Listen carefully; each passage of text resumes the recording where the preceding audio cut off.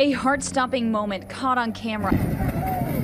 This helicopter carrying tourists near Pearl Harbor suddenly plummeting into the ocean just 20 feet from shore. Oh. A family of 4, including a 15-year-old boy and the pilot on board. The chopper falling from the sky, then crashing into the water, sinking near the popular Pearl Harbor Visitor Center. Witnesses frantically jumping in to help. We all jumped the wall and ran over to help. I had everything out of my pockets. Witnesses say almost immediately 3 people swam to the surface, but the 15-year-old reportedly trapped underwater for several minutes before he was finally pulled out of the wreckage. Oh, God.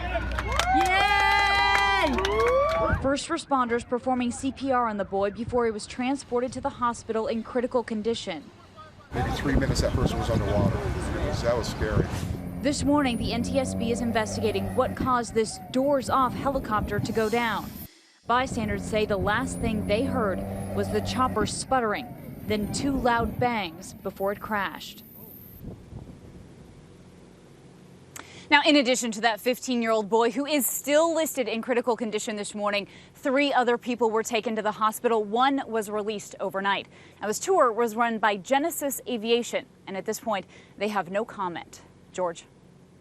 Thanks, Kana. We are joined now by Chris Gardner, who jumped in to save those passengers, and Sean Winrich, who caught that rescue on tape. Thank you both for joining us this morning. And Chris, let me just begin with you. When did you realize what was going wrong, and what did you do? I heard the helicopter. I did not see it. I just heard it go into what we call auto rotation, and I saw people running and screaming. And yeah, all your instincts kicked in. What did you see when you got underwater, and how did you guys manage to get that person who's in the belt free? Pearl Harbor is pretty murky. Luckily, the helicopter is only in about 10 feet of water, and they were fortunate to have been flying with the doors off. Which is a good thing, you know. So those passengers were accessible. Everybody had gotten out except I guess he was a kid in the back. And you guys had to cut through that seatbelt. We had a couple other guys in the water with me. Brian, who's a federal police officer, and we had a Navy sailor, and one of them finally got a knife, and we were able to slightly cut through, and it took a long time, 6 or 7 minutes to finally cut through it. And Sean, as you were there, you just happened to be turning in the direction of the helicopter, right? I just happened to have, my phone aimed in that direction, and noticed a helicopter flying awkwardly low and essentially coming straight for us. Something I wasn't sure, Why didn't but you I thought run? It'd be cool. At that instant, I did have a momentary fear for, safety of myself and others around, with rotating blades.